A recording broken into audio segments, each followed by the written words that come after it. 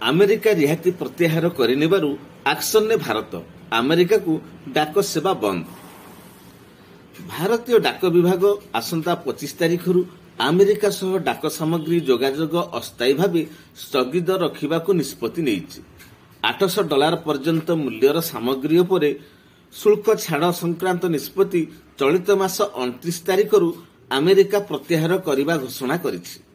ଏହାକୁ ଦୃଷ୍ଟିରେ ରଖି ଆମେରିକାକୁ ପଠାଯାଇଥିବା ସମସ୍ତ ଆନ୍ତର୍ଜାତିକ ଡାକ ସାମଗ୍ରୀକୁ ବନ୍ଦ ରଖିବା ପାଇଁ ଯୋଗାଯୋଗ ମନ୍ତ୍ରଣାଳୟ ନିଷ୍ପତ୍ତି ନେଇଛି। ତେବେ $1000 ପର୍ଯ୍ୟନ୍ତ ଉପହାର ସାମଗ୍ରୀ ଶୁଳ୍କମୁକ୍ତ ରଖାଯିବ ବୋଲି କୁହାଯାଇଛି। ଡାକ ବିଭାଗ ଏହା ସହ ଜଡ଼ିତ ସମସ୍ତ ଅଂଶୀଦାରଙ୍କ ସହ କଥାବାର୍ତ୍ତା କରି ଡାକ ସେବାକୁ ବନ୍ଦ ରଖିଛି। ତେବେ ଏ ସମ୍ପର୍କରେ ବିଚାର ବିମର୍ଶ କରି ଖୁବ୍ ଶୀଘ୍ର ସେବା ପୁନଃ ଆରମ୍ଭ କରାଯିବାକୁ ପ୍ରୟାସ କରାଯାଇଛି। ଇତିମଧ୍ୟରେ ଡାକ ମାଧ୍ୟମରେ ଆମେରିକାକୁ ପଠାଯିବାକୁ ଥିବା ସାମଗ୍ରୀଗୁଡ଼ିକ ଉପରେ ମଧ୍ୟ ଏହି ନିଷ୍ପତ୍ତି ବଳବତ୍ତର ରହିବ।